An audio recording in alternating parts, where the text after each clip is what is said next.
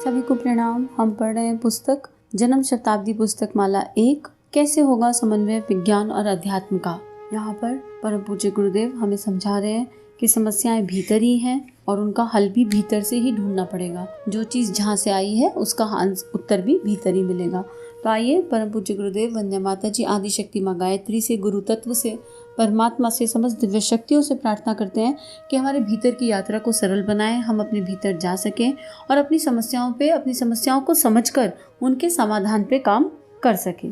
गुरुदेव लिख रहे हैं, समस्याएं वे उलझन है जिन्होंने हमारे राष्ट्र को, समाज को, व्यक्ति को और सारे विश्व को जकड़ कर रखा है। ये हमारे भीतर से पैदा हुई। मैं आपसे निवेदन करना चाहता हूँ कि जब आपको इनके समाधान ढूंढने पड़े तो सिर्फ आपको बाहर की ओर ही नहीं, भीतर की ओर भी गौर करना चाहिए। मनुष्य का व्यक्तित्व और समाज का अंतरंग कहीं गड़बड़ा तो नहीं गया? यदि गड़बड़ है तो उसे सुधारने की कोशिश करनी चाहिए। समाज की और व्यक्ति की उलझी हुई समस्याओं को हल करने के लिए बाहरी उपचार करना ही काफी नहीं। इलाज की सामग्री ढूंढी जानी चाहिए, रिसर्च की जानी चाहिए। दवाइयों के द्वारा बीमारी से छुटकारा कैसे पाया जाए, आदमी की सेहत को कैसे अच्छा बनाया जाए।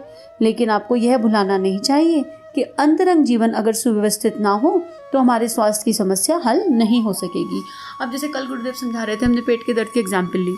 अगर पेट में दर्द है और आप पेट के दर्द की दवाई खाते रहो बाहर से डॉक्टर से लेके, लेकिन परहेज ना करो, जो खाने में डाइट में कंट्रोल करना चाहिए वो ना करें और ओवर ईटिंग करते रहें, जंक खाते रहें, उल्टा सीधा खाते रहें, तो हम कितनी भी दवाई ले लें वो काम नहीं करेगी। तो यहाँ पे दवाइयों की इम्पोर्टेंस को कम नहीं बताया जा रहा है, लेकिन अगर हम केवल एक ही पक्ष को लेके चलेंगे, बाह्य पक्ष को, और सारी समस्याओं का समाधान बाहर ढूंढेंगे तो हमें प्रॉबेबली कभी समाधान मिलेगा ही नहीं, क्योंकि समस्या भीतर से उपजी है तो समाधान भी हमारे अंदर ही कहीं है। तो इसी बात पे गुरुदेव एम्फेसाइज कर रहे हैं कि एक बार चेक तो कर लो कि कहीं अंतरंग कुछ गड़बड़ तो नहीं हो गया, कहीं कुछ कमी अपने भीतर से ही तो नहीं हुई थी। कोई भी समस्या आएगी तो उसकी मूल क्या है, ये हमने पिछले प्रेम योग स्वाध्याय में गुरुदेव ने बार बार समझाया कि सारी समस्याओं का, सारी परेशानियों का मूल केवल मेरे भीतर बैठा हुआ एक्सपेक्टेशन है, मेरे भीतर बैठा हुआ शरीर भाव है।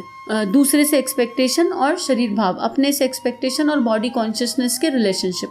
आगे गुरुदेव लिख रहे हैं, सैंडो का नाम आपने सुना होगा, जिसकी सैंडो कट बनियान अक्सर पहनी जाती है। अपने जमाने में वह यूरोप का एक ख्याति प्राप्त पहलवान हुआ करता था। एक समय था जब पहलवानों में सैंडो का नाम पहले लिया जाता था, अब तो दूसरे लोग भी हो गए। बचपन में वह बीमार रहा करता था, सर्दी जुकाम से पीड़ित रहा करता था। अपने माता पिता के साथ एक दिन म्यूजियम देखने गया। वहाँ पहलवानों की तस्वीर देखकर पूछा, पिताजी क्या मैं भी ऐसा पहलवान बन सकता हूँ? पिता ने कहा हाँ। यह सुन जिज्ञासा भरे स्वर में सैंडो ने कहा, पिताजी बताइए हमको पहलवान बनने, मजबूत बनने के लिए क्या करना चाहिए? उन्होंने कहा, बेटे मजबूती के सारे आधार दीर्घ जीवन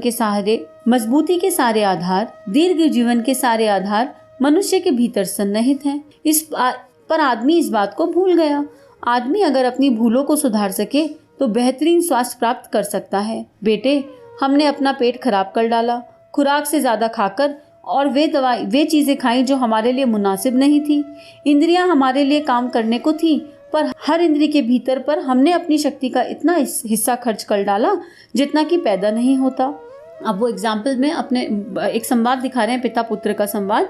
एक बच्चा जो बीमार है और उसके बाद भी उसके मन में पहलवान बनने की इच्छा है, तो उसके पिता उसके संकल्प को मजबूत बना रहे हैं कि बाहर से चाहे कुछ भी हो, सारी शक्ति तुम्हारी अंदर छुपी हुई है।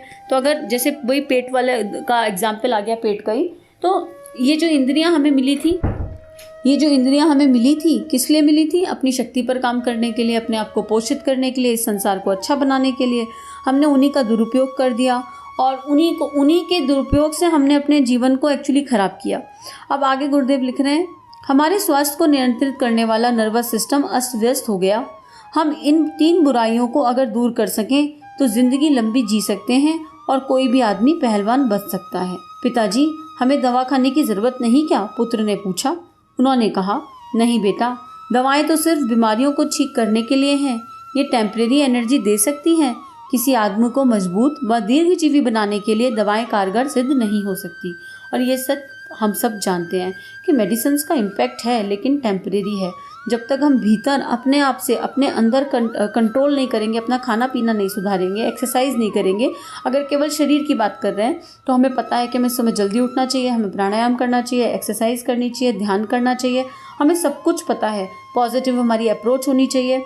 हमने ये सब चीज़ें छोड़ दी और नेगेटिव सोच पे इतना ज़्यादा फोकस कर लिया कि हमारा पूरा नर्वस सिस्टम ही, गुरुदेव लिख रहे हैं कि अस्त व्यस्त हो गया। और आप बीमारियों के लिए जितनी मर्जी दवाई खा लो वो सब टेम्परेरी हैं, उनसे आपको उस समय एनर्जी मिल जाएगी लेकिन परमानेंट आप ठीक नहीं हो सकते। और क्योंकि अगर दवाएं कारगर होती तो जितने भी डॉक्टर हैं जो एक दूसरे का इलाज कर रहे हैं पहले अपना इलाज करते।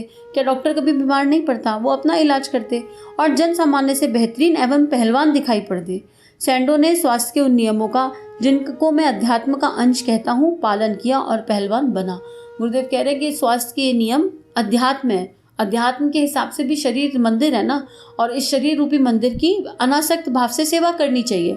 तो इस शरीर रूपी मंदिर को जितनी आवश्यकता है उतना तो हम दें।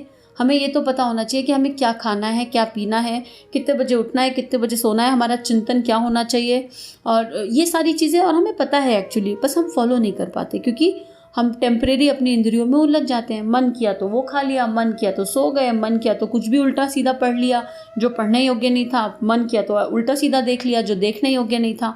सारी इंद्रियों का दुरुपयोग, मिसयूज हम खुद ही कर रहे हैं। आगे लिखें गुरुदेव, आप इसको संयम कहिए। शब्दों से क्या होता है, मुझे उसको अध्यात्म कहने दीजिए। अब गुरुदेव कह रहे हैं कि आप हो सकता है इसको सेल्फ कंट्रोल बोलो, संयम। शब्दों में उलझो मत।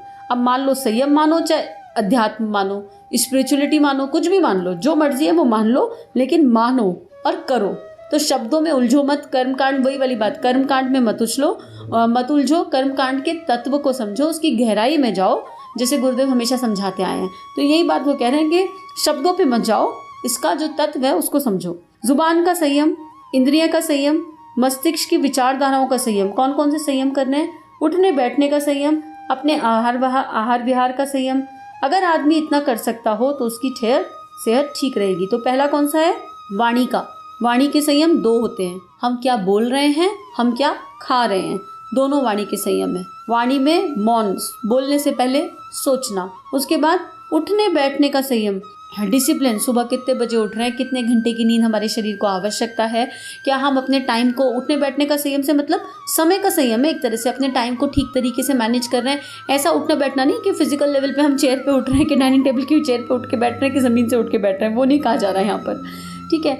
मस्तिष्क की विचारधाराओं का संयम, पॉजिटिव अप्रोच है, चिंतन मनन में किसी के लिए नेगेटिव फीलिंग्स तो नहीं है, हमेशा फोकस कहाँ रहता है, फोकस प्रॉब्लम्स पे रहता है कि सॉल्यूशन पे रहता है, सबकी अच्छाइयाँ दिखती हैं या नहीं दिखती। ये मस्तिष्क, ये विचार जो है ये बड़े महत्वपूर्ण हैं। और अगर हमारे विचार केवल पूरी दुनिया को देखते रह जाएंगे कि इसमें क्या अच्छा और क्या बुरा, तो अपने भीतर जाने का समय ही नहीं मिलेगा। तो क्या ये विचार अंदर की तरफ हैं, अपने को देखते हैं, साधना करते हैं, अपने भीतर अवेयरनेस के साथ झांकते हैं कि नहीं झांकते। उसके बाद आहार विहार का संयम, हम क्या खा रहे हैं, खाने से पहले पूछ लें भूख लगी कि नहीं लगी, कितना खाना है, कहाँ जा रहे हैं, किस बीच में उठ बैठ रहे हैं, कैसे कहाँ उठ रहे हैं बैठ रहे हैं, हमारी संगति कैसी है, हम क्या देख रहे हैं, मतलब ये सारी चीज़ों का जो कंप्लीट पैकेज है, ये संयम अगर ये हमने सेल्फ कंट्रोल, सेल्फ डिसिप्लिन अपने जीवन में ले आया तो हमारी फिजिकल, इमोशनल और मेंटल, यकीन मानिए तीनों ही बॉडी ठीक हो जाएंगी, सब कुछ अपने आप ट्रैक पर आ जाएगा। पुराने ज़माने में डॉक्टर भी नहीं थे, तब तो कोई हकीम जड़ी बूटी, नीम की पत्ती, काली मिर्च बताने वाले ही पाए जाते थे, इन्हीं से बीमारियां भी ठीक हो जाती थी। इन सारी वजहों से एक वजह यह है कि आदमी अपने आप को खोखला बनाता हुआ चला जा रहा है। आप नई पीढ़ी के लोगों में से संभव है किसी को राष्ट्र का स्वास्थ्य मंत्री बनना पड़े, तो मैं आपसे निवेदन करना चाहता हूँ कि चाहे आप अस्पताल खुलवाना, मेडिकल साइंस पर रिसर्च कराना, पर यह मत भूलना कि आदमी के स्वास्थ्य की मूलभूत आधार संयम ही होता है, जिसको हमने कई बार आध्यात्मिकता कहा है और पुराने लोग पुकारते थे संयमशीलता लोगों को सिखाई जानी चाहिए। तो गुरुदेव आह्वान कर रहे हैं कि अगर कोई मंत्री इसको सुन रहा है और कोई अगर ऐसा है इसमें जो आगे चल के स्वास्थ्य मंत्री बन जाए, कोई ऐसी युवा चेतना है, तो सारे अच्छे काम करने हैं, खूब सारे हॉस्पिटल खुलवाने हैं, मेडिकल साइंस पर रिसर्च करना है, बाहर की दृष्टि से सब कुछ करना है, पर भीतर वाला ना भूलें। अब जैसे मोदी जी आए तो योगा डे बनाया ना, इंटरनेशनल योगा डे बन गया, क्योंकि वो नहीं भूले भीतर वाला कि भीतर क्या है, भीतर का सच क्या है। तो उन्होंने पूरी दुनिया को बताया, उसकी एटलीस्ट अवेयरनेस क्रिएट करी। तो यही वो आह्वान कर रहे हैं कि अवेयरनेस हमारे अंदर होनी चाहिए और लोगों को संयमशीलता सिखाई जानी चाहिए। एटलीस्ट इन्फॉर्मेशन तो डालें ब्रेन में सबके। एक बार ब्रेन में इन्फॉर्मेशन चली जाती है तो कभी ना कभी तो प्रोसेस होगी। आगे, बेहतरीन स्वास्थ्य और स्वास्थ्य की समस्याओं का हल निश्चित रूप से इस बात पर टिका है कि आदमी अपने आहार विहार, इंद्रियों और दिमाग के इस्तेमाल, पेट के इस्तेमाल के बारे में पुनः जाने, इनको ठीक तरीके से काम में लाए। आप लोगों को कभी भी स्वास्थ्य मंत्री बनना पड़े तो मेरे छोटे से इस नाचीज फॉर्मूले को याद रखना। अब गुरुदेव कह रहे हैं तो निश्चित रूप से लगता है कि कोई स्वास्थ्य मंत्री से सुन रहा होगा या कोई युवा चेतना सुन रही है जो कभी ना कभी तो हेल्थ मिनिस्ट्री में कोई रोल प्ले करेगी। तो अगर ऐसा है, अगर आप में से कोई हेल्थ मिनिस्ट्री में जाने वाला है तो प्लीज़ वो अवेयरनेस पूरी दुनिया के लिए, पूरे विश्व के लिए क्रिएट कीजिए और बताइए कि जितना मर्जी बाहर की दवाइयों पे डिपेंडेंट हो जाओ, सारा उत्तर अपने भीतर है, सब कुछ अपने अंदर है और ये अवेयरनेस हमें लोगों में लानी ही होगी। जब तक हम लोगों में अवेयरनेस नहीं लाएंगे, सॉल्यूशन नहीं निकलेगा। और फिजिकल बॉडी अगर ठीक नहीं है तो हम क्या कर लेंगे, क्या हासिल कर लेंगे। मुझे कुछ भी करना है लाइफ में, कोई भी मेरी इच्छा हो, मान लो कोई भी एम्बिशन मन में हो, कोई भी सपना हमने देखा हो, कुछ भी करने के लिए शरीर रूपी मंदिर तो चाहिए ही ना। शरीर एक इंस्ट्रूमेंट है जिसके माध्यम से कोई भी सक्सेस अचीव की जा सकती है। शरीर ही अगर बेकार है तो क्या अचीव करेंगे, हम क्या कर पाएंगे। तो यही बात गुरुदेव यहाँ पे हमें समझा रहे हैं। तो आज के लिए इतना ही स्वाध्याय करते हैं, आगे का कल पढ़ेंगे। सभी को प्रणाम। हमारे YouTube चैनल को सब्सक्राइब कीजिए और बेल आइकन पर क्लिक कीजिए ताकि आने वाली सभी वीडियो की नोटिफिकेशन आपको मिलती रहे। आप सभी को बहुत बहुत थैंक यू।